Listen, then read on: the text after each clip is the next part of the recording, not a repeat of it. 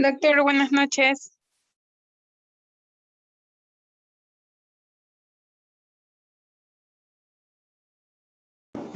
Buenas noches, buenas noches.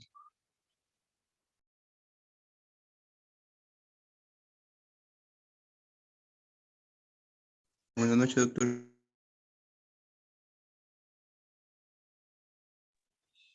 A ver, empezamos a las 10 exacto, ¿ya?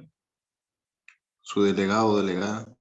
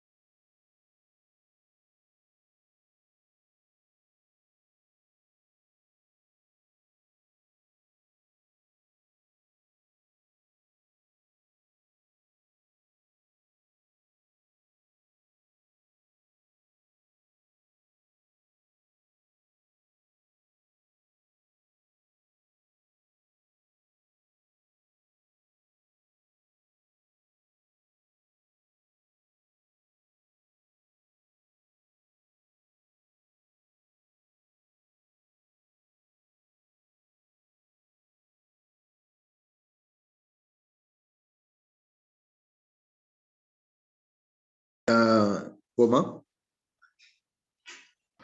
Sí, doctor, buenas noches. Disculpe, recién acabo de ingresar. Ya, Poma.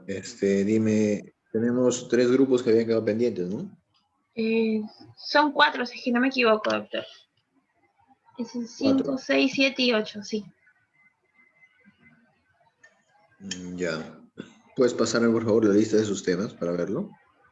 Ya, se le envía el WhatsApp. Sí, sí, por favor, los 2 últimos para verlo. Ya está bien, doctor. Y si pueden mandar sus diapositivas también, ya, de una vez. ¿Las diapositivas de los grupos, doctor? De esos que faltan, o son del paquete que has enviado. No, y ellos ya les deben haber enviado su correo, doctor, la semana antepasada. Ah, ya, entonces ahorita lo voy a revisar. Ya.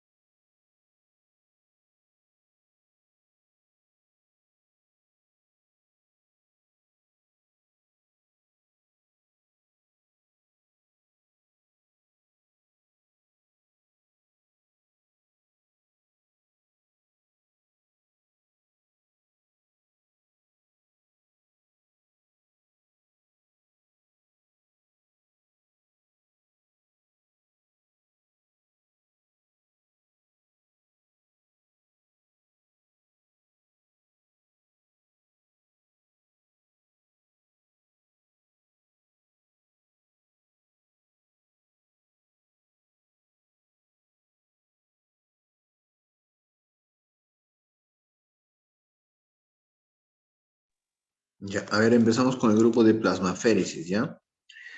El grupo que va a exponer plasmaféresis, por favor. Tratemos de avanzar para no quedarnos muy tarde.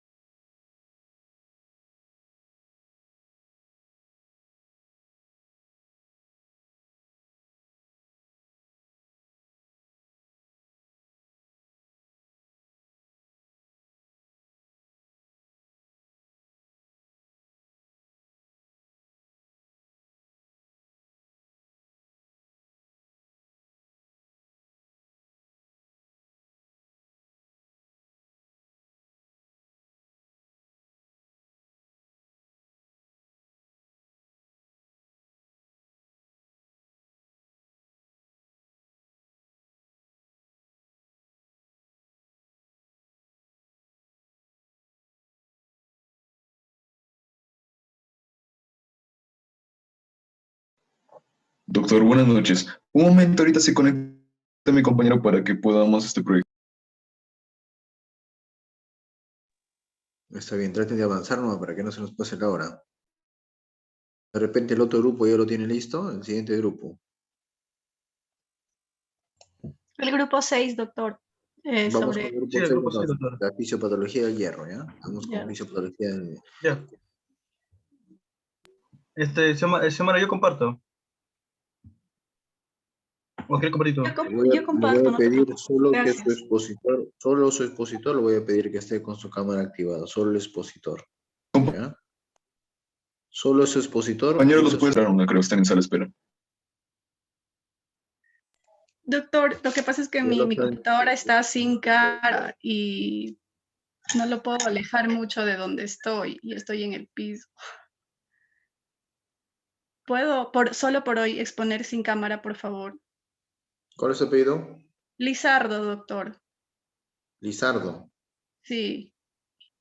Ya, a ver, compartan para iniciar la fisiología del hierro.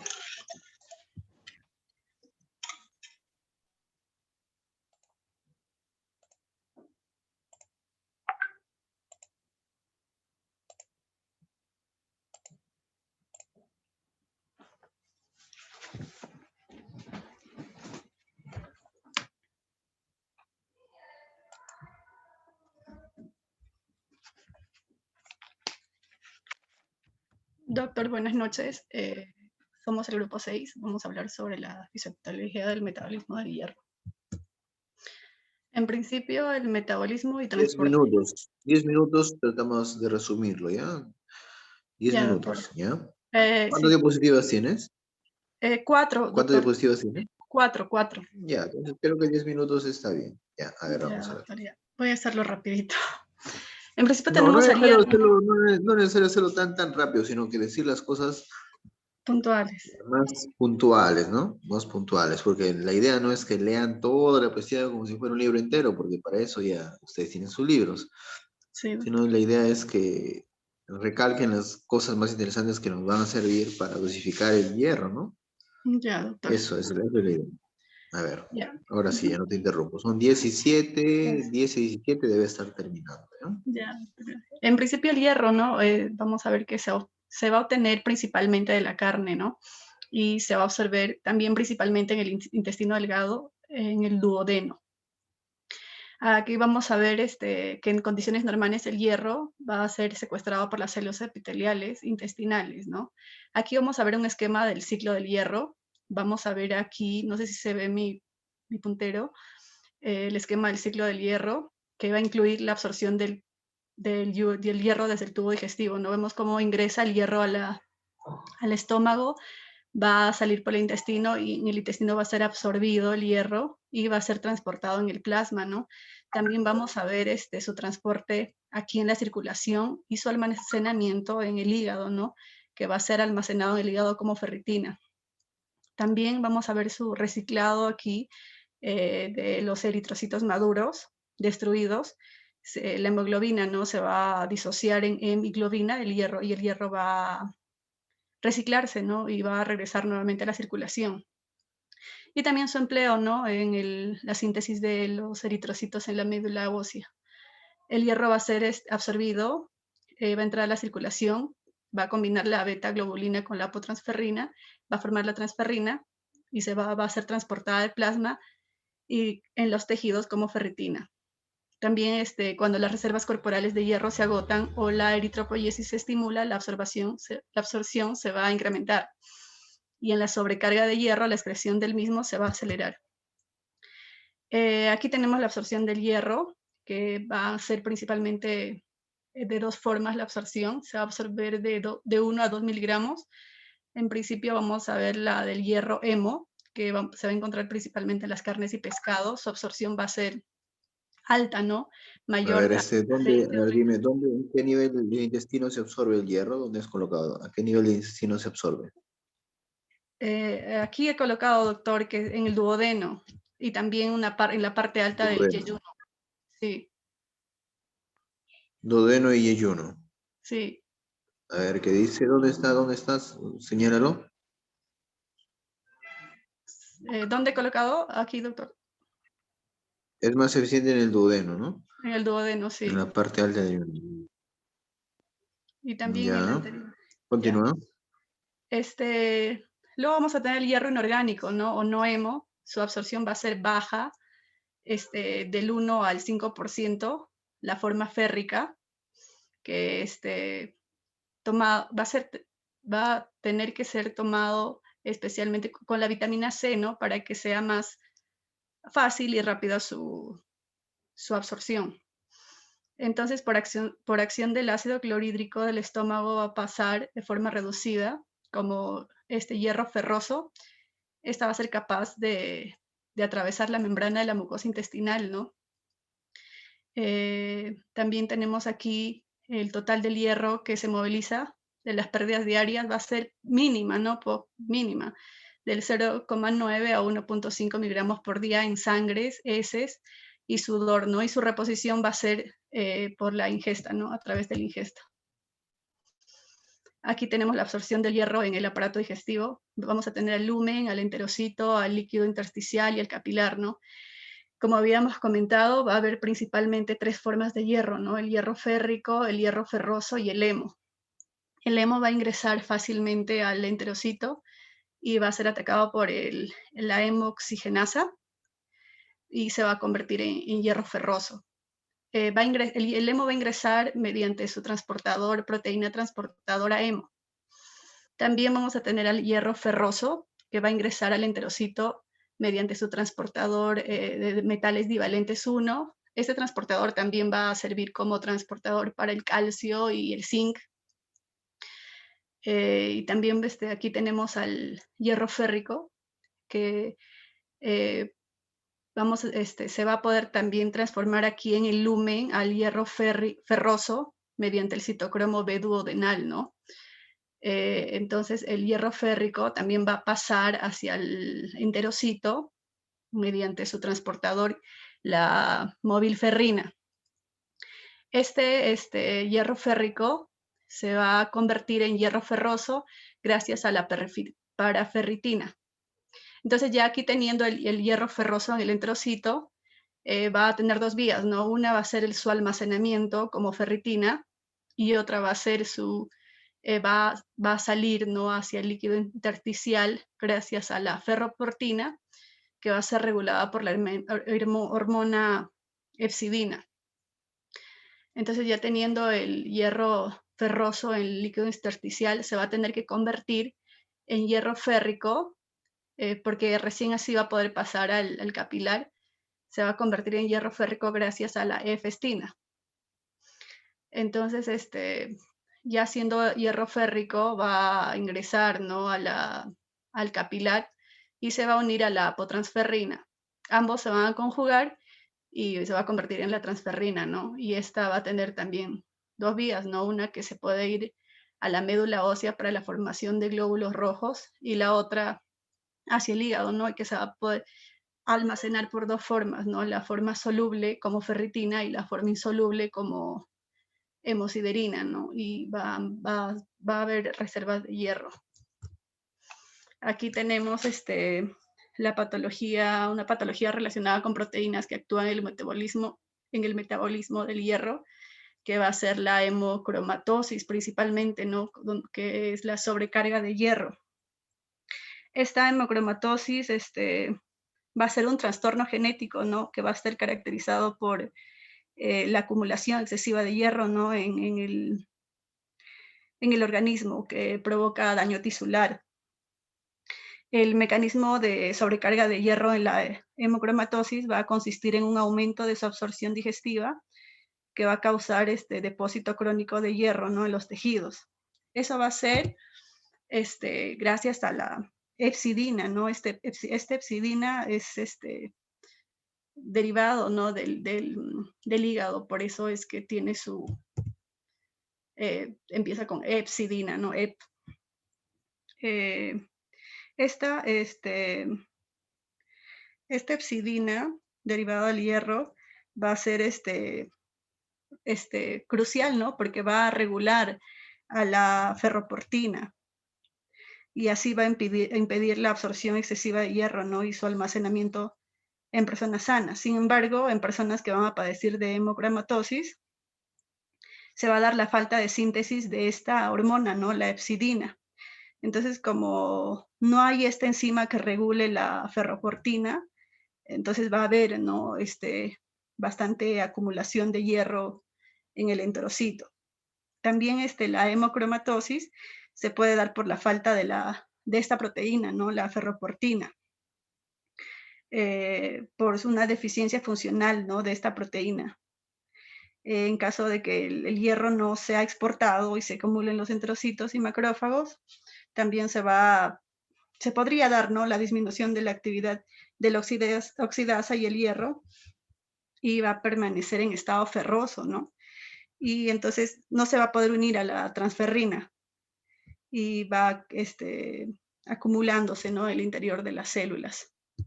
También tenemos la excreción y pérdida de hierro, que el déficit de hierro va a ser la ferropenia, que se va a dar por el ingreso insuficiente de hierro, ¿no? Al organismo, también por una pérdida excesiva que puede ser fisiológica, como la menstruación en las mujeres, o patológica, ¿no? Que es como una hemorragia oculta digestiva, como una melena, ¿no? Y también por el aumento del consumo del hierro, como se puede dar en el embarazo y en el crecimiento.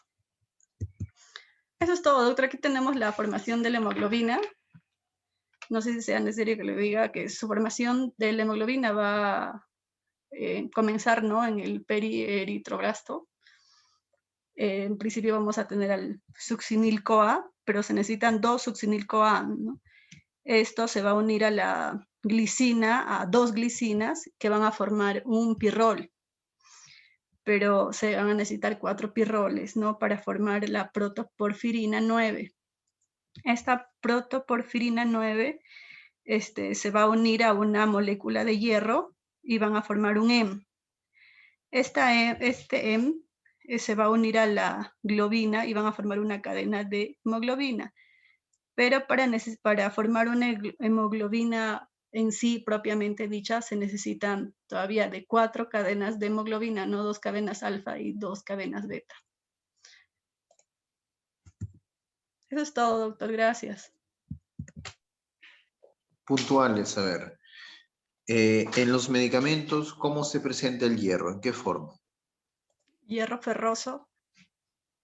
En el sulfato, ya. ¿Siempre es ferroso o puede ser férrico también? Puede ser férrico, doctor, pero es mejor hierro ferroso porque se absorbe más rápido. ¿El hierro ferroso se absorbe más rápido? A ver, coloca el enterocito. ¿Dónde está la imagen del enterocito? Es mejor el hierro ferroso, doctor. El heme es el que se absorbe más rápido. Hierro del grupo M. A ver, Sí. pon la diapositiva del enterocito. ¿Dónde está la diapositiva del enterocito?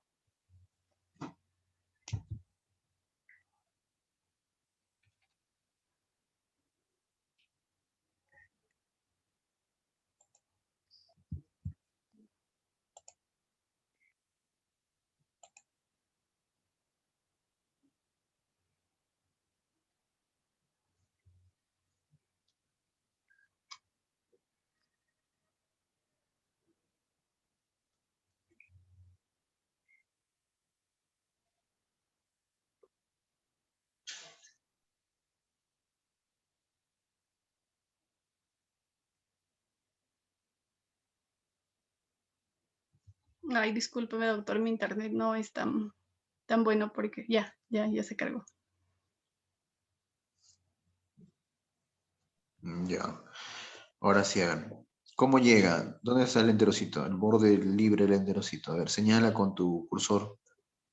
Ah, aquí está el El enterocito, borde libre del doctor. enterocito, ¿dónde está? Ya, ¿dónde está el borde libre de la superficie de absorción? Aquí está el borde apical y aquí Esas son está las la membrana vellosidades. basal. Doctor, Esas son las vellosidades, ¿no? sí, el borde apical y la membrana basolateral. Ya, entonces, ¿llega el hierro en qué forma? Hemo o hierro férrico o hierro ferroso. Ya. El hierro Eh, férrico pasa eh, como hierro eh, férrico. no, el hierro férrico va a ingresar, sí, como hierro férrico, pero dentro del enterocito se va a tener que convertir en hierro ferroso gracias a la paraferritina. Ya. Y después, para que salga, se almacena como ferritina o sale como hierro ferroso, se convierte a hierro férrico y es el que va a transportarse a través Capilar. del sangre, ¿no? De la sangre, listo. Sí. Es el metabolismo, ya, correcto. Porcentaje de absorción del hierro. Porcentaje de absorción del hierro. Diapositiva anterior, a ver.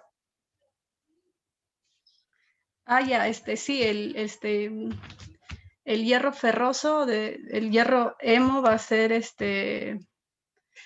de 20 a 30%, va a ser la más alta, su biodisponibilidad va a ser más alta y la forma férrica va a ser más baja, ¿no? Del 1 al 5% nada más.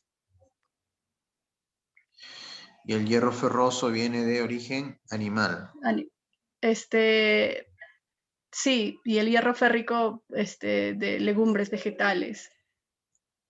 Es por eso que dicen que una persona vegetariana puede sufrir, ¿no? De anemia De ferropénica. anemia. ¿Y Sí, de dónde proviene ese origen animal? ¿De qué proteínas, de qué estructura proviene ese hierro? de las, de las carnes, doctor, de la carne De la carne. Ya estoy en la carne, pero ¿qué parte de la carne? ¿La carne qué contiene? Contiene músculo, ¿no? Músculo. ¿Y del Sí, músculo qué estructura? ¿Qué estructura del músculo? ¿Qué parte de la fibra muscular? Sarcómera, de la mioglobina, mioglobina, ¿de doctor. qué? ¿De qué estructuras viene viene del músculo y su mioglobina, ¿no? Sí, De ahí está disponible. Pero obviamente también el músculo también tiene sangre. Si consume sangrecita, ¿de dónde viene? gran cantidad de hierro, doctor. Del hemo, del mismo grupo hemo, ¿no? Sí, De la hemoglobina, pues, ¿no? De los eritrocitos, sí, directamente. doctor. Si consumen bajo, igualito, ¿no? Ujú. Entonces, recuerden su porcentaje de reducción del hierro total va alrededor de 10% simplemente, ¿ya? Es más alta si es una forma ferrosa de origen animal, más baja si es forma férrica de origen vegetal, ¿no? Ujú. ¿Es alterada por el pH del estómago, sí o no?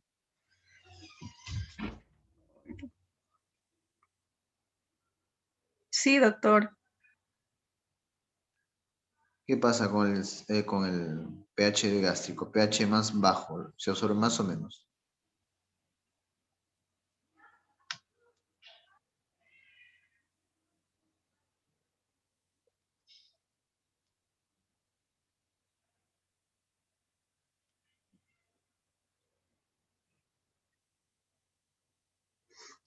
Más, doctor.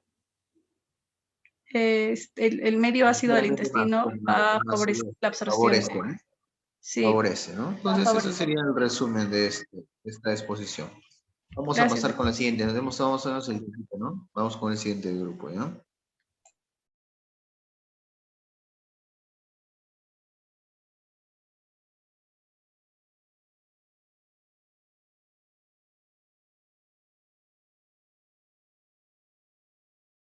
Clasificación de las anemias. A ver, ¿quién es el ponente?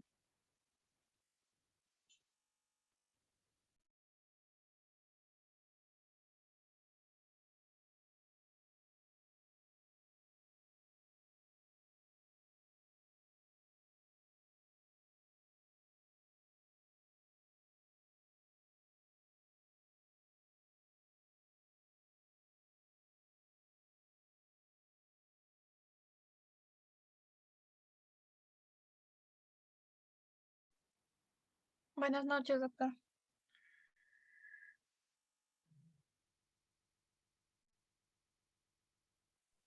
Solo el ponente con su cámara, ¿ya? A ver quiénes son. Arellán, Montenegro, Rubio. Ya. A ver, solo el ponente con su videocámara, ¿ya? Digamos, clasificación de las anemias. Buenas noches, doctor. Vamos a poner clasificación de las anemias por la siguiente, por favor. Lo hemos clasificado en cuanto a la bibliografía de Williams. Para empezar, nos planteaba lo que es la anemia absoluta, que básicamente indica una reducción del volumen hereditario, ¿no? Aquí es donde vamos a ver lo que es la masa de los eritrocitos, que van a disminuir, por ejemplo, en una anemia verdadera, ¿no? Ahora, los valores de estos eritrocitos en la circulación varían entre hombres y mujeres. En hombres es de 26 a 32 mililitros por kilo y en mujeres de 23 a 29 mililitros por kilo. Entonces tenemos que esta anemia absoluta va a clasificar también a su vez en 3 subtipos y estas también más subtipos. La primera, como letra A hemos puesto la reducción de producción de eritrocitos, donde vamos a encontrar la adquirida y la hereditaria. Dentro de las adquiridas tenemos la insuficiencia pluripotencial de células madres y a la vez cada una también se subdivide en 4 tipos, ya sean una anemia plástica o anemia de leucemia o síndromes mieloplásicos, también anemias asociadas a infiltración de médula ósea o post-quimioterapia. En cuanto a la Síndrome mielodisplásicos. Mielodisplásicos. plásticos. Luego tenemos la insuficiencia de células progenitoras eritroides también, con una aplasia pura de eritrocitos o trastornos eritrocitarios y anemia sideroblástica adquirida. Luego en la siguiente diapositiva tenemos lo que ya serían los, ahí faltaba la clasificación C de una insuficiencia funcional de eritrocitos. Y ahí hay 8 tipos de anemias también, ¿no? Por ejemplo, las megaloblásticas, por deficiencia de hierro, alguna resultante de una deficiencia nutricional, o por enfermedades crónicas o inflamación, por enfermedad renal también, la que es causada por agentes químicos, por ejemplo, una toxicidad por plomo, las talasemias adquiridas y los anticuerpos anti-eritropoyetina. Luego tenemos la clasificación hereditaria, que también se divide en 3 subtipos, ¿no? Que sería A, B y C. Las 2 primeras, que son a nivel de insuficiencias, la primera insuficiencia pluripotencial de células madres, que se divide a la vez en 3, en una anemia de Fanconi, un síndrome de Schwarzman y disqueratosis congénita. La B, que sería una insuficiencia de células progenitoras eritroides también, con 2 síndromes, el síndrome de Diamond-Blackfan y el síndrome desiretropoyético congénito. Y la C, que sería una deficiencia funcional de eritroides y también otros progenitores, ya sean por causas nutricionales o de otros tipos, donde también está lo que es la anemia megaloblástica, si es que hay defectos congénitos en metabolismo de purinas o pirimidas, también si es que hay trastornos de metabolismo de hierro, talasemias y anemia sideroblástica hereditaria. Luego ya tenemos la clasificación B, que sería ya un incremento en la reducción de eritrocitos. También a su vez se va a dividir en adquirido y hereditario. En lo que es adquirido, tenemos lo que son la subdivisión ya sea mecánica o mediada por anticuerpos. Si hay un hiperesplenismo también, trastornos de la membrana eritrocitaria y si hay una lesión química por complejos y también por complejos químicos, ¿no?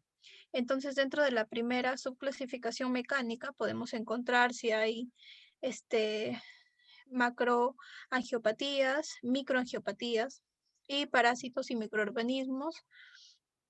También las que son mediadas por anticuerpos, si es que hay una anemia hemolítica autoinmunitaria del tipo cálido y síndromes y reacciones transfusionales. Luego estaba lo que mencionaba antes, el hiperesplenismo. Dentro de los trastornos de membrana de eritrocitos podemos encontrar la hemólisis de células en espuela y acantosis adquirida. Luego están las lesiones químicas por complejos químicos, como por ejemplo pueden ser un arsénico, cobre, cloruro, veneno de algunos animales, como por ejemplo la araña, el escorpión y la serpiente. Y las lesiones físicas también. Luego tenemos ya la parte hereditaria de lo mismo de la clasificación de reducción de producción de eritrocitos, que también se divide en hemoglobinopatías, que a la vez se dividen en dos, que sería una enfermedad de células falciformes o hemoglobinas inestables. Tenemos los trastornos de la membrana de eritrocitos, donde encontramos 4 tipos de trastornos, ¿no? El trastorno del citoesqueleto de la membrana, o de la membrana de los lípidos también, los trastornos de membrana asociados a anomalías de antígenos en los eritrocitos y los trastornos de membrana asociados con anomalías del transporte. Luego tenemos defectos enzimáticos de eritrocitos y las porfirias. En la parte C tenemos lo que sería ya una pérdida sanguínea y de redistribución de la sangre, que solamente se divide en 2 puntos, que puede ser una pérdida sanguínea intensa o una crisis del secuestro esplénico. Luego tenemos la otra la segunda parte de la clasificación, que ya serían unas anemias relativas. Y estas anemias relativas quieren decir que va a haber un aumento del volumen plasmático, ¿no? Aquí la masa de eritrocitos va a ser normal, pero la cantidad de plasma también incrementa. Entonces, estas a su vez se van a dividir en 4, que pueden ser una macroglobulinemia, también en el embarazo, también se presentan en los atletas y posterior a un vuelo de un astronauta. Eso sería todo. Esta clasificación, Rubio, ¿no? Montenegro. Rubio, ¿verdad? ¿Eres expositora? No, No, Montenegro. Montenegro. Yo estoy compartiendo la pantalla nada más. Ah, ya. Ya. Esa clasificación que has usado, has sacado de Williams, ¿no? Sí, sacado de Williams. Había, también Ya, encontramos la otra bueno, clasificación, ¿no? Habían varias de la OMS, la clasificación morfológica, la clasificación funcional, pero nos guiamos en cuanto a la cuando tú bibliografía de Williams. haces una clasificación, utilizas un criterio para clasificar. Por ejemplo, si vas a clasificar a las personas, lo puedes clasificar en base a un criterio. Se me ocurre la talla. Los clasificas como muy bajos, enanos, talla promedio, talla alta, muy altos, gigantes, ¿no? En base a la talla. Si quieres clasificar las anemias, utilizas un criterio igualmente. En este caso, ¿qué criterio han utilizado para esta En este caso clasificación? hemos la masa de eritrocitos, la producción de eritrocitos también, sobre todo Primero lo que es la hace masa. una clasificación grande, ¿no? En 2 grupos, una absoluta y una relativa, ¿no? Y dentro de ella empieza a determinar subgrupos. Dentro de la absoluta es la que en realidad existe anemia y en la relativa es la que no existe anemia, sino una dilución mayor de los eritrocitos en mayor volumen plasmático, como en la macroglobulinemia que has mencionado, ¿no? Como en la gestación. Entonces, y dentro de este grupo de anemias absolutas, estas unas por reducción de producción de eritrocitos, ¿no? Y la otra es, ¿por qué más considerado? El otro grupo. ¿Las absolutas? Incremento. Claro, las absolutas.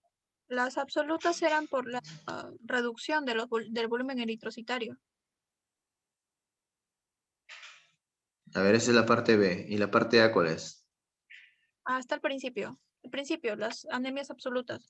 A ver, Ahí era por la la parte reducción, A. producción de eritrocitos, o si es que hay destrucción de estos eritrocitos, Hay o si hay reducción de la pérdidas producción. sanguíneas Reducción de la intensas. producción. Ya, entonces ahí anemia absoluta dice reducción de la producción o incremento de la destrucción, ¿no? Claro. es lo que está hablando. Y luego las pérdidas Y ahí también empiezas o bien intensas. adquiridas o congénitas. Ya, es una forma de clasificarlos, ¿no? Y es válida.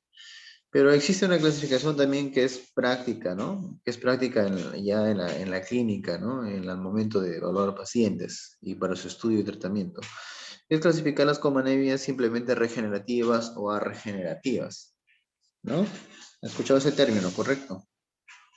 Sí. Para ello nos basamos en el recuento de reticulocitos para ver si la anemia es regenerativa o arregenerativa. Si decimos que es regenerativa, quiere decir que la médula ósea está respondiendo. El conteo de reticulocitos se va a incrementar rápidamente, ¿no? Ante un estímulo a la médula. Y la anemia arregenerativa es aquella en la cual la médula ósea no responde, como una anemia plástica, un síndrome mielodisplásico, una leucemia, qué sé yo, ¿no? Otra regenerativa, por ejemplo, la anemia por déficit de hierro, que será regenerativa o arregenerativa.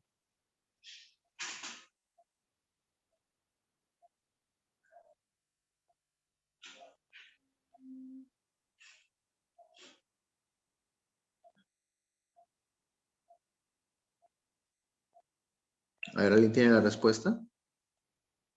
A ver, Morales, ¿qué opina? ¿Por qué es Buenas noches, regenerativo? doctor. A ver, bueno, Disculpe, ¿me escucha? sí te escucho, claro. Bueno, sería una anemia arregenerativa, llamada también anemia central. Anemia regenerativa. Arregenerativa. La ferropénica es una anemia arregenerativa por factor carencial, factor nutricional. Claro, porque la médula no está produciendo bien porque le falta Hierro. hierro. ¿A eso te refieres? Ujú. Ya, es anemia regenerativa. ¿Y la anemia regenerativa cómo están los conteos de reticulocitos? Disculpe.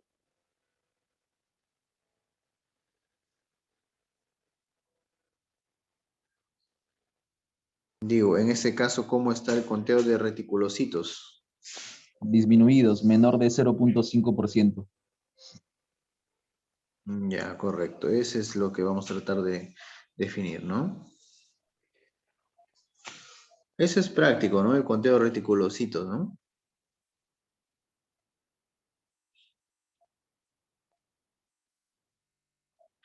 El aumento de reticulocitos en sangre va a ser la clave, ¿no? De las regenerativas, ¿no?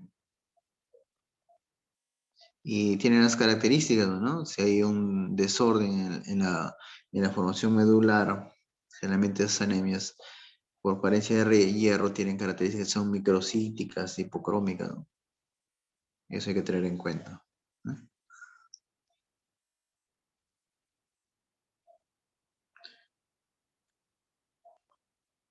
Listo. El siguiente grupo es, a ver,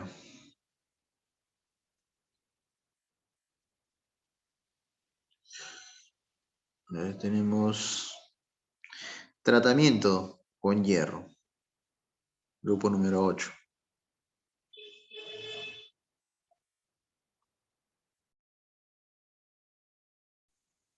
Sí, doctor, ahorita comparto.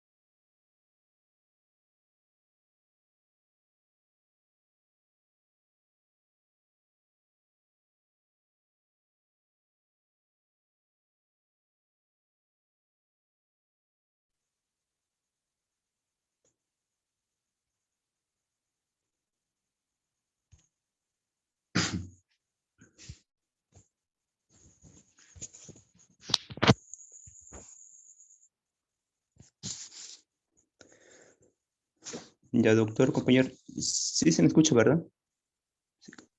Sí. Claro, sí Ya. se escucha, se puede visualizar. Doctor, compañero, buenas 10 noches. minutos, Ya, doctor. 49 acabamos. Son 20 días, pues ya, doctor. Bueno, vamos a poner sobre tratamiento con hierro. Hay que tratar de ir Ya, doctor. a las que nos hablan del tratamiento, ¿no? Del tratamiento en sí, ¿no? Que serán unas 7, 8 diapositivas. Más no creo que sean del tratamiento. O sea, de los fármacos y su dosificación, ¿no? Indicación. Ya, doctor. En hierro vamos a tener preparados disponibles en nuestro país como sales ferrosas. Son las que se van a oxidar 3 veces más que las férricas, ¿no? Entre ellas vamos a encontrar la que se va a utilizar más en anemia ferrofénica es el sulfato ferroso. Entre las preparaciones férricas vamos a encontrar con un complejo de hierro polimaltosado. Bueno, y la mayoría de estas preparaciones varían en su disponibilidad, eficacia, efectos secundarios y costo. Entre las sales de hierro bivalente vamos a encontrar el sulfato ferroso, el gluconato ferroso, el fumarato ferroso, que van a ser los más utilizados. Acá vamos a encontrar ya el tratamiento con biorales. Entre las presentaciones, sal de hierro, vamos a encontrar el sulfato ferroso desecado, el gluconato ferroso, el fumarato ferroso. En este caso nos presenta el porcentaje de hierro elemental, teniendo como 20% el sulfato ferroso, un 30% el sulfato ferroso desecado, el gluconato ferroso un 12% y el fumarato ferroso 33%. Su dosificación doctor, son como introducción, pero vamos a ver el tratamiento. Doctora, hablo un poco del metabolismo, debo recalcar algunos puntos para poder hablar del tratamiento específicamente. No, anda directo al tratamiento.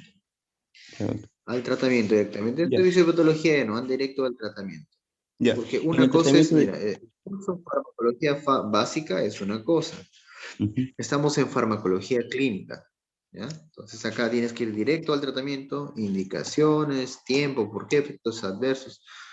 Más que efectos adversos, las indicaciones, ¿no? Terapéuticas. ¿Cómo, por qué usarlo? Es farmacología clínica. Ya. Entre las indicaciones vamos a tener dos presentaciones, tratamiento de hierro con vía oral y las parenterales. En las indicaciones con tratamiento con hierro bioral, vamos a encontrar principalmente la anemia ferropénica, que vamos a tener las diversas causas, ¿no? Las que son fisiológicas, entre la lactancia, las menstruaciones, las gestaciones, ¿no? También las pérdidas gastrointestinales eh, por enfermedad renal. Vamos a encontrar las presentaciones, entre ellos el sulfato ferroso, que va a tener una dosis inicial de 300 miligramos de 2 a 3 veces por día. El sulfato ferroso, que es anhidrido, un 30% del hierro elemental, con una dosis inicial de 200 miligramos de 2 a 3 veces al día. El fumarato ferroso, un 33% del hierro elemental, una dosis inicial de 200 de 2 a 3 días. El gluconato ferroso, con un 12% de hierro elemental, y la dosis de 300 miligramos de 2 a 3 por día. El polisacarato ferroso de 100 miligramos de 2 veces por día. El carbonato de ferroso de 400 miligramos 2 veces por día. Hay una dosis promedio para adultos que de 150 a 200 miligramos por día de hierro elemental. En niños va a ser de 3 miligramos por kilogramo de peso en el niño y repartidos en 3 tomas iguales, ¿no? Que sería 65 miligramos. Y en niños que pesan de 15 a 30 kilogramos, pueden tomar la mitad de esa dosis promedio, ¿no? Entre las indicaciones del tratamiento con hierro parenteral, vamos a tener la intoleración grave al hierro oral, la mala absorción de hierro, la necesidad de suministro rápido de hierro a los depósitos, las pérdidas continuas que superan la capacidad de absorción y la enfermedad gastrointestinal inflamatoria. También en una nefropatía avanzada ya que se encuentran con ¿Cuál sería hemodiálisis. ejemplo de esta enfermedad gastrointestinal inflamatoria? Una enfermedad. Vamos a la parte Farmacología clínica, o sea, ¿en qué casos, no? Serías la tratamiento parenteral.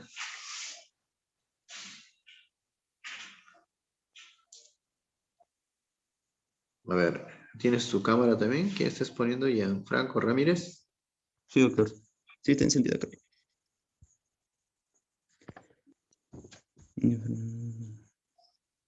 Está apagado. ¿Está apagado? Claro, está apagado. ¿Está prendido, doctor? Ahora está prendido, está apagado. Creo Gianfranco.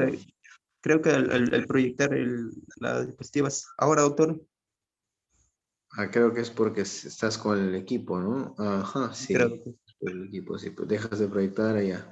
Sí, Ahí, ahí, continúa nomás, continúa. ahí, ok. Lo había dejado encendido. Ya. Mire, pero ahí no vamos a pasar sin interpretar bien esta parte, ¿no? Intolerancia grave al hierro oral. ¿Por qué habría intolerancia? Usted ya llevaba un curso conmigo antes, creo. Semiología 1. ¿Tú has llevado ya, Franco, Semiología 1? ¿O Sí, semiología 1, sí, doctor. Semio 1? Sí, sí, llevo semio 1. ¿Conmigo has llevado Semio 1? ¿Has llevado conmigo? Oh, no, con usted no. No. Ya.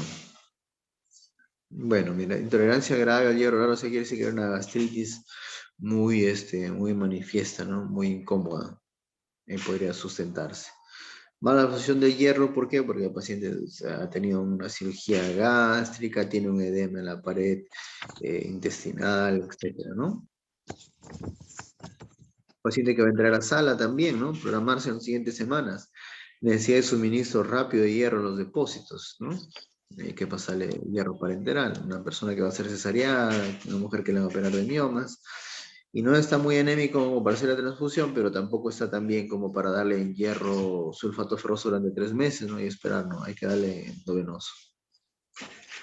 Pérdidas continuas, pacientes que tienen menstruación abundante, ¿no? Enfermedad gastrointestinal inflamatoria, puede ser una colitis ulcerativa, ¿no?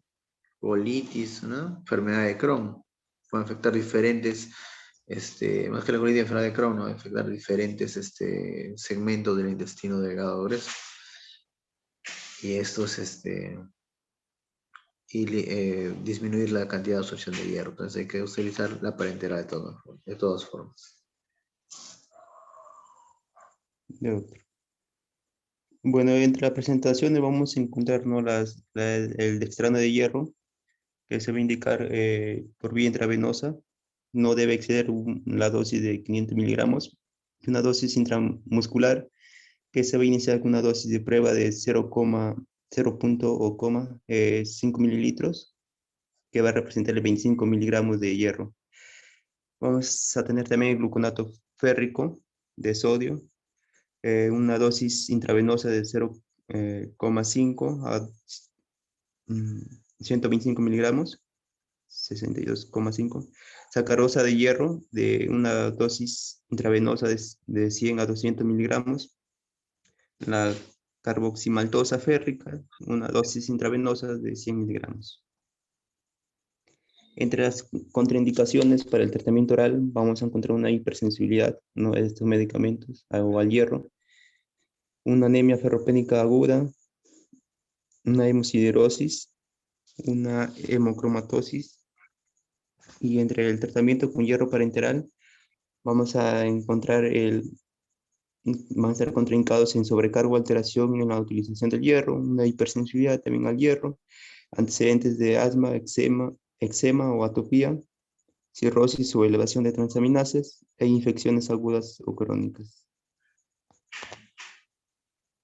Entre los RANS de tratamiento con hierro bioral, entre ellos hemos considerado el hierro ferroso por ser de elección para la anemia ferropénica. Entre las reacciones secundarias y adversas vamos a encontrar las heces grises o negras, los dientes manchados, estreñimientos o diarrea, náusea, vómito, dolor abdominal, la pirosis, enrojecimiento de la cara, fatiga, debilidad, orina ¿Qué es oscura. lo más frecuente, las molestias más frecuentes de tratamiento con hierro que vas a encontrar? mm, Gianfranco. la, El malestar epigástrico, las náuseas. Molestias gastrointestinales, ¿no? Ujú, Puede tener dolor abdominal, ardor, ¿no? el estreñimiento. Estreñimiento, ¿no? Entonces, por eso generalmente el paciente puede suspender la terapia de hierro oral, sobre todo el sulfato ferroso, ¿no? Ujú. A ver, continúa. Eh, bueno, entre otras, ¿no? Ya las raras son dolor de garganta, de pecho, la deglución, los calambres, bueno, sangre en heces, somnolencia. Se debe administrar con precaución en caso de úlcera péptica, enteritis, colitis y cirugía. Si en caso ha padecido una pancreatitis o hepatitis, las dosis excesivas pueden ser tóxicas y en casos extremos letales. Tratamiento muy prolongado sin vigilancia pueden producir hemocromatosis, daño hepático, diabetes, problemas cardíacos. Y si en caso se olvida de tomar una dosis a su hora, tomarla posteriormente si no sobrepasa el tiempo de 2 horas. En caso contrario, esperar la siguiente dosis. No se debe duplicar la dosis. Se recomienda su ingestión después de las comidas e iniciar tratamiento con dosis pequeñas. Bueno, entre las interacciones que se ha considerado, vamos a encontrar que el ácido hidroxámico va a disminuir el efecto de ambos. El allopurinol, posible exceso de acumulación de hierro en el hígado. Los antiácidos disminuyen su absorción, por lo que en caso de los ácidos van a favorecer, ¿no? En este caso los antiácidos van a disminuir su absorción. El cloranfenicol va a disminuir el efecto del hierro, porque va a disminuir, ¿no?, su absorción. La colestiramida va a disminuir el efecto del hierro. Colestiramina. Va a disminuir su absorción, la colestiramina. Esto es farmacología básica. A ver, continúa la siguiente diapositiva. Vamos en resumen. Entonces, primero las presentaciones orales de hierro, ¿no? Van a ser para casos más leves de enfermedad, con tratamientos largos que necesita por lo menos completar la reserva de los depósitos de ferritina. Generalmente es un tratamiento de 3 meses por lo menos, ¿no? Y la meta va a depender del tipo de paciente, la meta de la hemoglobina que voy a buscar. Si es un paciente con enfermedad crónica, la meta no va a pasar generalmente de 11, ¿no? Si es un paciente joven, varón, probablemente la meta esté en 14 de hemoglobina, ¿no? Entonces, eso va a variar. Las presentaciones orales, como está colocando acá, no todos son hierro. Obviamente hay que calcular la dosis en base al porcentaje de hierro que tiene cada preparado. Si ejemplificamos, por ejemplo, el sulfato ferroso tiene 20%, en una tableta de 300 miligramos de hierro, vamos a tener solo 60 miligramos de hierro elemental. Pero como la dosis para anemia puede ir en adultos de 150 a 200, vamos a necesitar por lo menos 3 tabletas. Por eso a la derecha dice 30 miligramos de hierro 2-3 veces al día, ¿no? Eso es en el hierro oral. Llevamos al hierro parenteral, tenemos el hierro sacarato, el hierro fumarato, ¿no? Perdón, el hierro dextrano, el hierro dextrano, el hierro sacarato, el glutamato férrico de sodio. Las presentaciones están ahí, ¿no? Las dosis también, ¿no? No vamos a ser muy exquisitos en eso. La cosa es, ¿por qué usarlo? Ya explicamos por qué. Lo que tienen alteraciones en la mucosa intestinal o intolerancia oral. Tipo gastrointestinal llega a intolerancia oral, sabe que es dolor abdominal, ¿no? Epigastralgia, estreñimiento, etc. Siguiente. Esto ya lo hablamos. Siguiente. En el hierro parenteral hay que tener cuidado el anterior. Hay que tener cuidado, la anterior, ahí nomás, ¿ya? Hay que tener cuidado la hipersensibilidad. La siguiente. Ahí está. La hipersensibilidad. Por eso que los hierros parenterales pueden tener algunos excipientes, hay que pasarlos lentamente, de manera intravenosa, ¿ya? Lentamente. Se podría dar algo antihistamínico o corticoide, si es que el paciente presenta una reacción tipo urticarial, ¿ya? Hay que pasar diluido también hacia lo siguiente. La diferencia del hierro parenteral con el oral es que obviamente el parenteral va a absorberse todo, ¿no? Porque va directo a la sangre. En cambio, el oral va a tener que ir su absorción entre un 5 a 20%, más o menos promedio, solo 10% de la dosis que le administras. Por ejemplo, si le das una tableta de sulfato ferroso que tiene 60 miligramos de hierro elemental, absorberá solo el 10 a 20%, ¿no? Será 6 miligramos, más o menos. Siguiente. Siguiente, eso es farmacología básica. Y listo. Entonces, en resumen, eso sería, ¿no? No se olviden las presentaciones, las dosis se calculan en base al hierro elemental que tiene la presentación. ¿Ya? Y la decisión, la idea es la decisión. ¿Cuándo uso hierro parenteral? ¿Cuándo uso? ¿Ya? Eso es lo que queremos diferenciar, ¿no? ¿Cuándo yo voy a usar un hierro parenteral y cuándo voy a usar un hierro bioral? El parenteral ya saben que lo vamos a limitar cuando el paciente es totalmente intolerante, ¿no? Es intolerante. A nivel gástrico tiene edema, tiene alguna otra comorbilidad, neoplasia, qué sé yo. Ahí vamos a tratar de usar el hierro parenteral, ¿no? Si tiene un edema también gástrico, una gastritis severa, o es intolerante al principio activo, ¿no? Al sulfato ferroso. También ahí habría que evitarlo. Ya. A ver, vamos con el último grupo que corresponde al tema de plasmaféresis.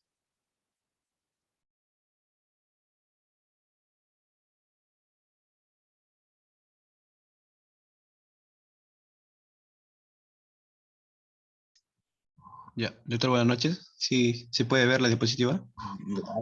Sí, ya podemos ver las diapositivas. También vamos a hacer 10 minutos solamente. Ya vamos a ir a la parte más práctica de esto. Ya, siguiente, por favor.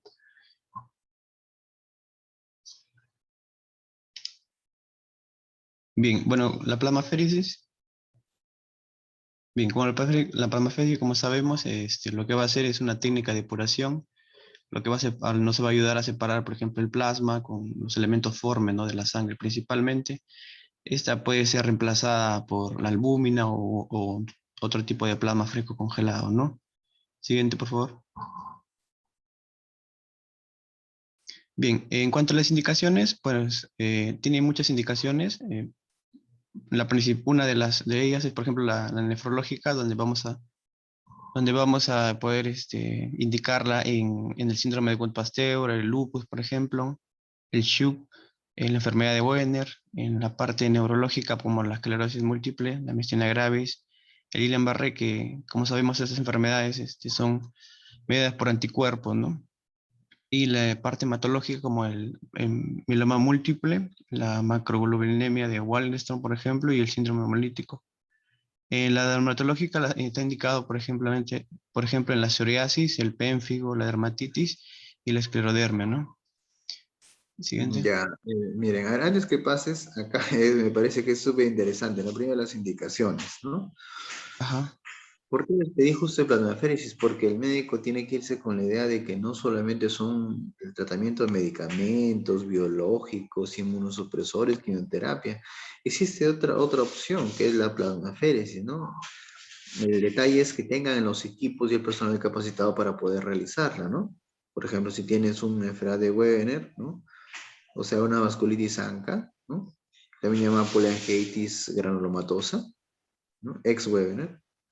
Y tienes compromiso vital, tienes que hacer el recambio de todos esos anticuerpos, sacarlos del torrente circulatorio porque están activando los neutrófilos, ¿no? Vasculitis ANCA, tienes que sacarlo. En neurología, por ejemplo, ¿no? En la miastenia gravis, que puede ser un síndrome paraneoplásico, puede comportarse como un neoplásico Guillain-Barré, también con parálisis de músculos respiratorios, donde incluso la inmunoglobulina hiperinmune, ¿no? No te ayuda, entonces hay que removerte en anticuerpos. En hematología es considerado el síndrome urémico hemolítico, las macroglobulinemias de Waldenström, ¿no? Cierto. SHV, ¿qué es? ¿Perdón? SHV. ¿Qué es SHV? Ah, ya, el síndrome de hiperviscosidad, de mieloma múltiple. Sí. Ya. Entonces, eso también es otro. Ahí se puede usar hidroxiuria, por ejemplo, también con medicamentos, pero no siempre te va a ayudar, ¿no? Entonces, Claro. esa alteración que tienes en el correo electroforético por mucha cantidad de proteínas, ¿no? En este caso ¿de qué tipo de proteína se eleva el mieloma múltiple? Se va a elevar la gamma globulina, ¿no? Plasma Entonces férrica. ahí hay que retirarlas a través de la Plasmaféresis. plasmaféresis, ¿no? Ujú. Y dermatológicos, no menos importante tampoco, psoriasis que no responden. Es amplio entonces la indicación, ¿no? Siguiente. Sí, claro. Bien, también consideramos en esta parte hablar un poco acerca del COVID porque algunos hospitales de otros países han utilizado este método, por así decirlo, en los pacientes, ¿no? En la imagen, por ejemplo, desde la parte izquierda, podemos observar un paciente que se ha recuperado del COVID y se le ha extraído el plasma, y porque ellos, por ejemplo, han desarrollado lo que son los anticuerpos, ¿no? Entonces, vamos a tener el plasma por plasmaféresis, vamos a hacerlo mediante una transfusión al paciente grave en este caso, y, por ejemplo, vamos a tener efectos antivirales mediados por los anticuerpos mismos que han pasado del donante hacia el paciente grave, y esto va a ayudar a que los mecanismos inmunomoduladores puedan inhibir, por así decirlo, al virus, ¿no? Y en los resultados, por ejemplo, tenemos mejora en los síntomas, disminución de los marcadores inflamatorios, disminución de la carga viral, incremento de los niveles de los anticuerpos, pues, y menor estancia hospitalaria, ¿no? Y disminución de la mortalidad se ha visto también por este método en el COVID. Siguiente, por favor. Siguiente, esa es la definición. Sigue, por favor. Ah, ya, no, la anterior. Ya, bien, como mencionamos, principalmente nosotros vamos a utilizar la plasmaféresis en este caso para eliminar cuerpos citotóxicos. En este caso, como las IgG y IgM implicadas en enfermedades autoinmunes, ¿no? O los anticuerpos que están ahí mediados, por ejemplo, en los trasplantes, ¿no? De algunos órganos. También los inmunocomplejos circulantes, que son causantes de enfermedades por depósito. Las paraproteínas, como el síndrome de hiperviscosidad que mencionamos anteriormente, y los tóxicos unidos a proteínas, en este caso pueden ser de origen exógeno y endógeno, ¿no? Como el fallo hepático agudo. También se puede utilizar para disminuir, por ejemplo, la proteína de baja Hablando densidad que se le herede. de fallo hepático agudo, mira, que dice tóxicos unidos a proteínas de origen exógeno endógeno como el fallo hepático agudo. A veces hay justo pues pacientes jóvenes, ¿no? Que se intoxican con alguna sustancia a veces derivada de insecticidas, minería, o a veces desconocido, ¿no? Entonces, uno no tiene ninguna herramienta para salvar al paciente, ¿no? Solamente le dejas dextrosa, o sea, agüita o azuquitar en agua destilada, ¿no? Y nada más, ¿no? Entonces, si no tenemos la etiología, deberíamos arriesgarnos. Si tenemos un paciente con falla hepática aguda, ¿no? Que no sabemos la etiología de un joven, se me ocurre, que podría ser como ustedes, ¿no? 22, 24 años, y tiene una falla hepática aguda de causa desconocida, no sabemos si se intoxicó por alguna sustancia, ¿no? Etcétera. ¿Qué le puedo ofrecer al paciente? El gastroenterólogo, yo se digo porque yo lo he visto, ¿no? He visto morir así a un paciente joven, solamente joven, que tenía Guamachuco. Hizo una falla hepática, el pobre con su encefalopatía, subieron la bilirrubina, transaminasas, ¿no? Una falla hepática con todas las encefalopáticas, al final murió, ¿no? Murió el joven, pero, o sea, ¿qué voy? O sea, la impotencia del médico, ¿no? Y también nuestra mala respuesta, como dice el sistema de salud, ¿no? De no poder ofrecer más que simplemente ponerle hidratación, agüita para los vómitos y nada más. O sea, solamente lo miramos morir, en otras palabras, al paciente, ¿no? Entonces ya los que van a ser gestores de otra generación de médicos de servicio de salud, nos tienen que tener en cuenta que hay herramientas que pueden ayudar a salvar a estos pacientes, ¿no? De diferentes patologías, hasta un paciente con falla hepática, ¿no? Entonces, no sabes qué es, remueve su plasma para ver si tiene alguna sustancia tóxica, unidad de proteínas, y lo sacas. Quizás así lo puedes salvar, al menos ayudas un poco más, ¿no? Que solo mirarlo y dejarlo morir. Entonces se van a dar cuenta que en hospital muchas enfermedades de las cuales no tenemos la certeza de qué se trata, solo los manejamos de manera expectante. ¿Cómo es en el caso del COVID? ¿Qué hacen en el COVID? Aparte del oxígeno, nada. Lo dejas morir al paciente, ¿no? Asiste en UCI, todo eso. Soporte ventilatorio, o sea, se le está dando oxígeno, no, nada más. ¿No? Además, otra cosa específica no tenemos, ¿no? Por eso es que la gente se muere. Pero si ya tú le das una herramienta mucho más contundente, como sería, por ejemplo, una inmunización pasiva ¿no? Con plasma, con donantes de plasma, ¿no? Madre, entonces equipos, entonces estás haciendo algo totalmente diferente, ahí podrías cambiar la historia. Pero obviamente es complejo y no estamos como que acostumbrados a hacer eso, ¿no? Hablando de tipo de tratamientos, en COVID actualmente se hace pues no ventilación extracorpórea, ¿no? Oxigenación extracorpórea. En otros países, pero nosotros no tenemos tampoco, ¿no? Lo que hacemos es cánula nasal, balón de oxígeno y ya que el paciente a ver si su genética está hecha para vivir, vivirá y si no, igual fallece, ¿no? Y ustedes lo habrán visto, probablemente alguno de los alumnos que esté escuchando, algún familiar que ha fallecido, sea complicado, ¿no? Poco o nada se hace. Pero como tienes estas herramientas, ¿no? Pues la idea es que ustedes conozcan para que los planteen, ¿no? En algún momento, lo puedan gestionar, etc. Ahí en el caso de enfermedades más frecuentes, ¿no? Con anticuerpos sobre todo, ¿no? Lupus, ¿no? Etcétera, ¿no? Las raras, como el síndrome de hiperviscosidad, mieloma u otras neoplasias hematológicas, puede ayudar también, ¿no? Pero como son enfermedades más raras, menos frecuentes, ¿no? Doc, disculpe una Continúa. consulta. Sí, te escucho.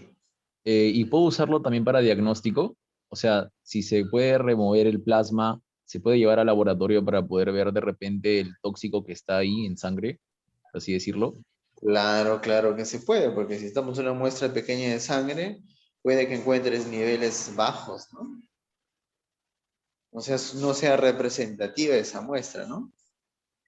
Pero si vas a remover una mayor cantidad, podrías llegar a dosificar el tóxico. Generalmente lo hacen con solo una muestra de suero, simplemente porque los equipos que se tienen actualmente detectan pues cantidades sumamente minúsculas, ¿no? De un tóxico o una sustancia.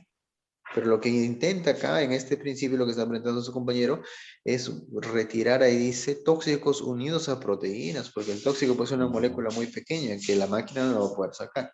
Pero ese tóxico se une a proteínas, ¿no? Albúmina, que sea otros tipos de proteínas, inmunoglobulinas, ¿no?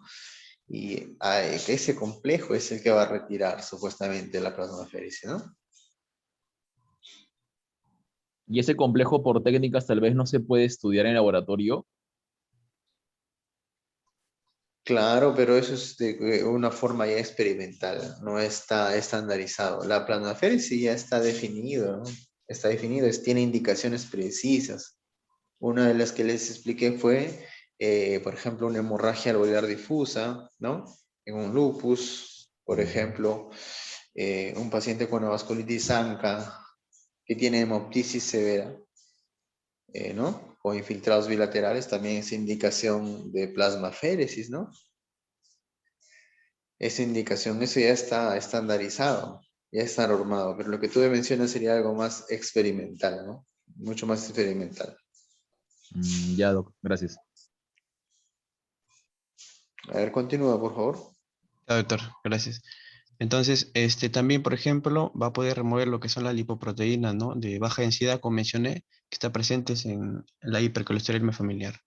Bien, en cuanto a la reposición de factores desplasmáticos deficitarios, exclusivamente se puede utilizar o está indicado exclusivamente también para lo que es la mingiangiopatía trombótica o también llamada púrpura trombocitopénica, ¿no? Trombótica trombocitopénica, ¿no? En los que los factores evitan, en el que el factor evita la excesiva antiagregación plaquetaria, que es el ADAMS 13, ¿no? Es deficitario y consigue corregir y aportar el recambio del plasma fresco, dichos factores con procedentes, obviamente, de los donantes en este caso. La inmunomodulación, la reducción de los diferentes mediadores inmunológicos, vamos a reducir también lo que es el complemento, el fibrinógeno, las citocinas inflamatorias, ¿no? Que van a sobrecargar, por así decirlo, el sistema inmunológico, ¿no? Y van a de repente volver más agresivas las enfermedades, ¿no? Autoinmunitarias. Siguiente, por favor.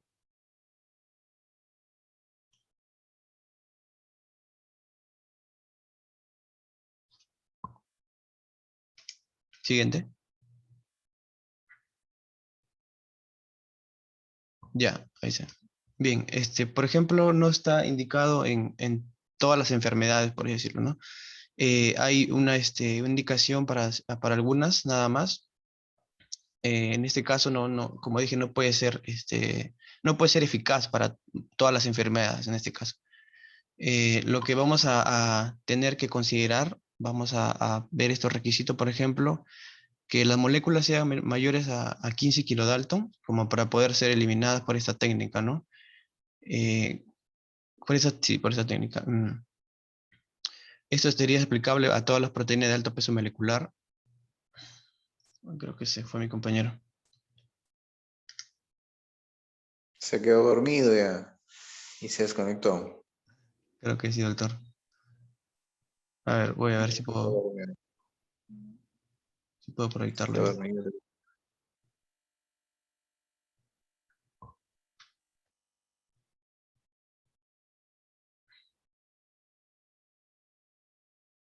Ya. Súbelo, regresalo antes, por favor. Sí, ahorita.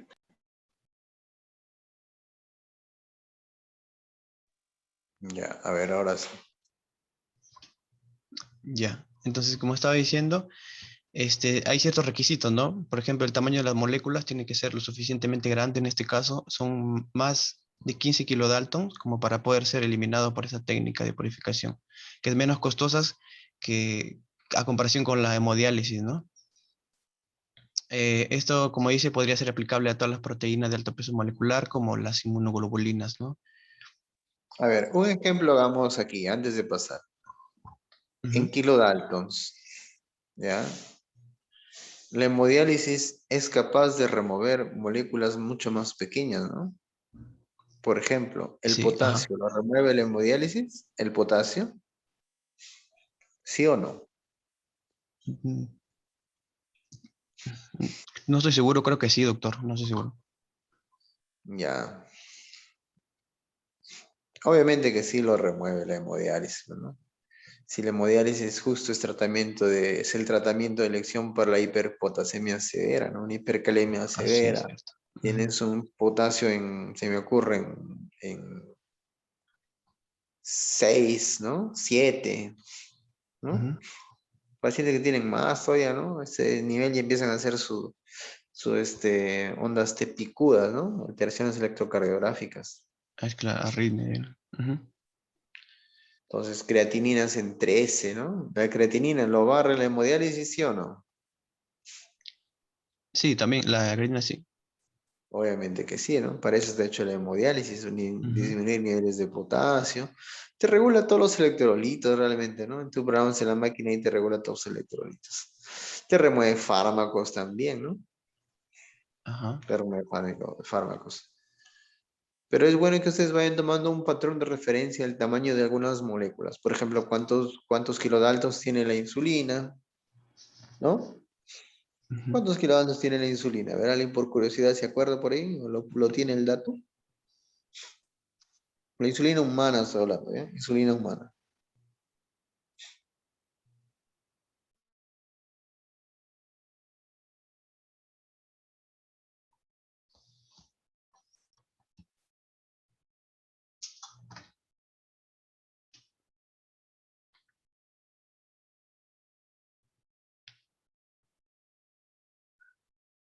Ya se quedaron dormidos todos, creo. Bueno, continúa, continúa. Ya, doctor. Por ejemplo, también otro de los requisitos es tener una vida media larga, ¿no? Porque, por ejemplo, hacemos lo que es la plasmaféresis, tenemos que ver que no vuelva a repercutir o vuelva otra vez a formarse, por ejemplo, las inmunoglobulinas, ¿no? En este caso. También, por ejemplo, ser suficientemente perjudicial para justificar ese tipo de tratamiento costoso y agresivo, ¿no? Bien, Correcto. bajo todas estas premisas justificadas el uso de plasmaféresis, por ejemplo, para la eliminación de hemoglobina G, ya que su peso molecular este es un ejemplo, ¿no? Mayor de 150 kilodaltos que podrían ser eliminados mediante la hemodiálisis, ¿no? Y una vida media más de 21 días. Ya. ¿Siguen, por favor? Ya, continúa. Ahí dices que la anterior, antes que pases. Fernanda Rubio dice 5.8 kilodaltos de insulina, me refiero, me imagino que está hablando, ¿no? 5.8 kilodaltos. Mira, compara con la IgG. IgG dice Insulina. 150 kilodaltos, ya. Pero estos 150 kilodaltos no pueden ser eliminados, dice, mediante hemodiálisis. Madre, ya que no empezó a... La hemodiálisis va a filtrar Le- moléculas pequeñitas, pues, ¿no? No, no se Pequeñitas, puede, es más grande, pues. Ajá, ¿no? sí. Ya, continúa. Sigue, por favor.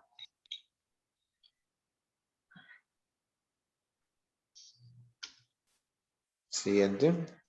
Ya, bien. Bueno, en cuanto a la eficacia, tenemos que considerar, por ejemplo, retrocede al anterior.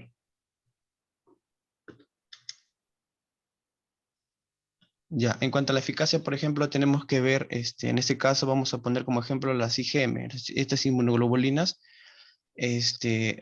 Por ejemplo, la IgM está en un 75% en lo que es en el intravascular y la IgG está lo que es en un 45% en el IgM, sí, en el intravascular. Entonces, vemos que hay diferencias, ¿no? Entonces, si hacemos la plasmaféresis, vamos a necesitar menos ciclos, por así decirlo, este método para eliminar el IgM.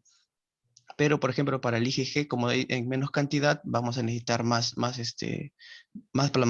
técnicas de plasmaféresis, ¿no? Eh, por ejemplo, en las enfermedades autoinmunitarias asociadas al depósito, en estudios radioinmunológicos, se utilizan anticuerpos marcadores para ser eliminados, ¿no? En este caso, las enfermedades que están, por ejemplo, asociadas a depósitos, tienen eficacia del plasmaféresis, pero en poca cantidad. Aún haciendo la plasmaféresis quedan en los tejidos impregnados, por así decirlo, ¿no? En cuanto a la asociación de la plasmaféresis como inmunosupresores, enfermedad autoinmune es casi siempre obligatoria, ¿no? Entonces, siempre antes de hacer la plasmaféresis, se dice que tiene que darse inmunosupresores, ¿no? Sí, para que ayude a suprimir, ¿no? Para que no se sigan, por así decirlo, produciendo más inmunoglobulinas o anticuerpos, ¿no? Claro, Sí, lo por que favor. dices ahí es que el tratamiento de plasmaféresis es un auxilio, solamente por emergencia, ¿no? Porque Ajá, tienes que dar un tratamiento de fondo, no es que recambie una vez el plasma y ya el paciente está curado, no, porque va a seguir su médula produciendo linfocitos, células plasmáticas anormales que producen inmunoglobulinas, ¿no? Deleterias para cierto. el paciente. Entonces igual hay que dar inmunosupresor. Siguiente. Siguiente, por favor. Bien, nosotros hemos considerado aquí, por ejemplo, una eficacia de un análisis, por ejemplo, de 30 casos, 63% tuvo una respuesta parcial. En este caso, 8 pacientes alcanzaron los requisitos para ¿Qué considerarlo enfermedades? ¿Qué enfermedades? como respuesta total. ¿Qué enfermedad? ¿Qué enfermedad fue esa plasmaféresis? ¿En qué enfermedades trataron ahí? Inmunológicas, sí, por anticuerpos. Pero no dice qué enfermedades. No, Vasculitis, lupus, ¿qué trataron? Doctor, ¿Cómo? para el lado izquierdo están los casos globales y para aquí del lado derecho están los análisis, bueno, en este caso tipo renal y hematológico. Mm, lado izquierdo. de forma global, ajá. Ya, pero no dice qué enfermedad, ¿no? ¿Qué enfermedades han Exactamente. tratado? No, exactamente no dice. Ya, bueno, sería lo ideal que en el artículo vean qué pacientes trataron, ¿no? ¿Qué enfermedades? Claro, sí. Siguiente. Siguiente, por favor.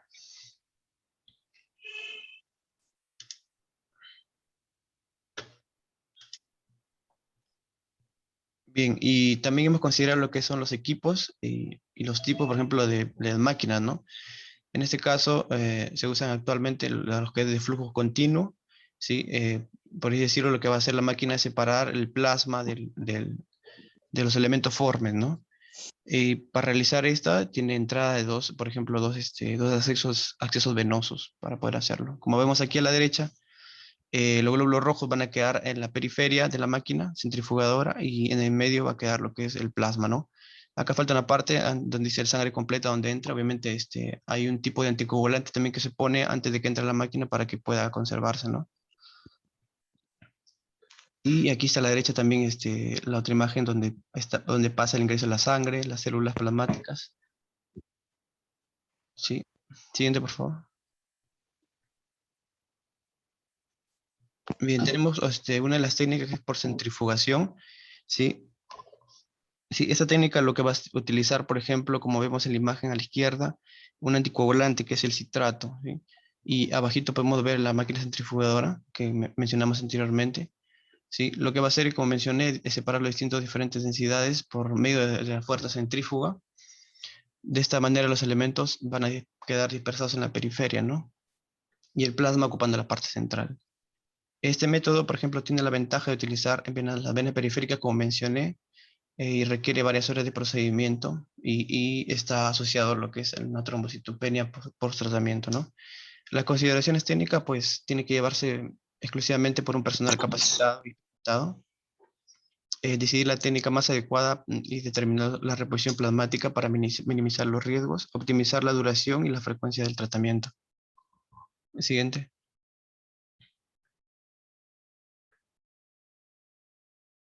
Bien, la otra técnica es por filtración transmembrana, ¿no? Esta va a utilizar lo que va a ser como anticoagulante la heparina sódica intravenosa, ¿no? Esta técnica está basada, como dice, en el sistema de filtro de fibra hueca, similar a utilizados en la hemodiálisis, ¿no? Pero esta técnica, a diferencia, por ejemplo, de las otras máquinas, requiere mayor flujo de sangre, de 100 a 150 mililitros por minuto. Estos filtros tienen como ventaja permitir remover el plasma en mucho menor tiempo, de 1 hora y media más o menos.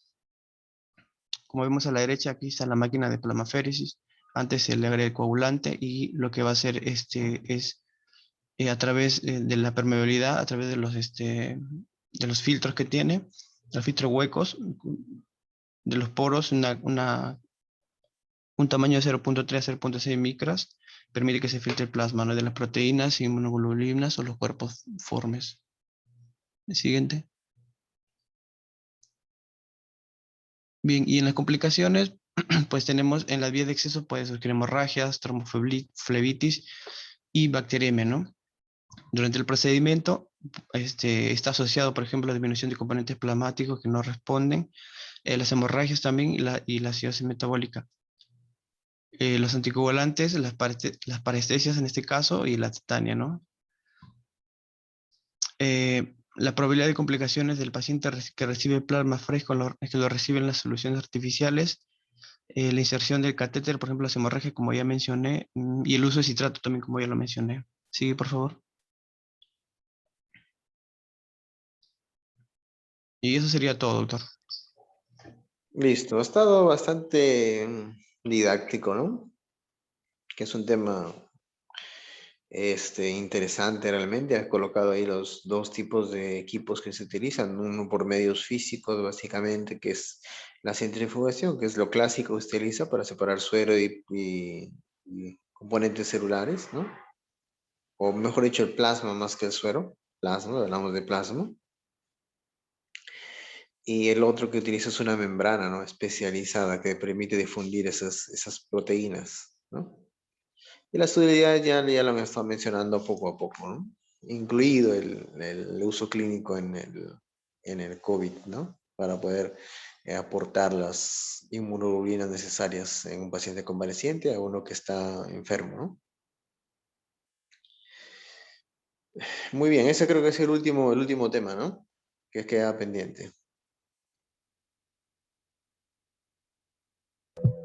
Sí, doctor, ese fue el último grupo de exposición. Ya, todavía está despierta María Luisa. María Luisa, ¿no? Sí, doctor. Ya. Genial. Entonces, mire, vamos a tratar de hacerlo así un poquito breve, las posiciones con las pautas más importantes, ¿ya? Y acá la siguiente semana vamos a trabajar la parte teórica un poco más reducido y vamos a hacer práctica según como nos corresponde, ¿ya? Porque hacer mucha teoría, pues, no, son muy extensos los temas, ¿no? Entonces ustedes van a tener que leer una buena parte, ¿no? Yo les voy a aportar una parte de la teoría, en resumen, la parte más aplicativa sobre todo, ¿ya? La parte más aplicativa y ya ustedes se encargan pues de resolver la parte práctica y lo discutimos. La discusión es a veces es un poco difícil hacerlas en la mañana con toda la concentración necesaria, porque en la mañana obviamente yo estoy en el hospital, ¿no? Entonces a veces es difícil, no hay señal, estoy teniendo un paciente y no es igual que hacer en un horario quizás más tranquilo, ya no tan tarde como hoy día, ¿no? Pero podríamos programar, por ejemplo, una hora de teoría, ¿no? Que me corresponde en la mañana. Ustedes resuelven una práctica, ¿no? Durante la mañana, con algunas indicaciones que yo les doy, y la discusión de la práctica, ¿no? El reforzamiento lo hacemos, pues, así como hoy, ¿no? Puede ser una noche, sí, pero ya no tanto tiempo, ¿no? Cuando vamos a hacer tanto tiempo de teoría, no tantos temas, lo hacemos, por ejemplo, de 10 a 10 y 30, exactito, 30 minutos para hacer la corrección de la práctica y alcanzarle qué es lo que se debe hacer, ¿no? Para hacerlo más, más, más práctico, ¿no? Porque ahorita han sido bastantes temas. Y estar hablando de cosas que ya no corresponden al recurso nos hace mucho perder tiempo. No sé si así les parece bien. Le voy a comentar de todas maneras a su delegada para ver cómo acordamos. Trabajamos esta semana, ¿ya? Ya, doctor, está bien. Sí, doctor. En todo caso, si vamos a hacer como usted ha planteado en las noches, yo sí el día miércoles no voy a poder. Yo termino mis clases a las 11. Ya, sí, no hay problema, lo podemos poner otra fecha. O sea, eso es en caso de que no Ya, podamos doctor. hacer en la mañana, ¿no? Porque vamos a Sí, trabajar en la sí, mañana, doctor. pero, o sea, como le digo, para hacer una discusión, como les voy a hacer una parte de teoría, sus 2 horas de práctica le corresponden, pero obviamente para poder reforzar esa práctica hay que desarrollarla, ¿no? Un Claro. tiempo breve, unos 30 minutos, 20 minutos puede ser necesario, ¿no? Ya, doctor. Nada más. Ya, A eso doctor, me muchas refiero. gracias. Hacer cosas muy puntuales. Listo. Bueno, por ahora lo vamos a dejar ahí y ya voy a estar comunicando con la delegada cómo trabajamos a partir de esta semana. ¿Ok? Ya, doctor, está bien. Ok, buenas noches con todos. Gracias por Buenas su noches, doctor. participación. Gracias, doctor. Ya, Buenas noches, bueno. doctor. Buenas noches, doctor. Gracias.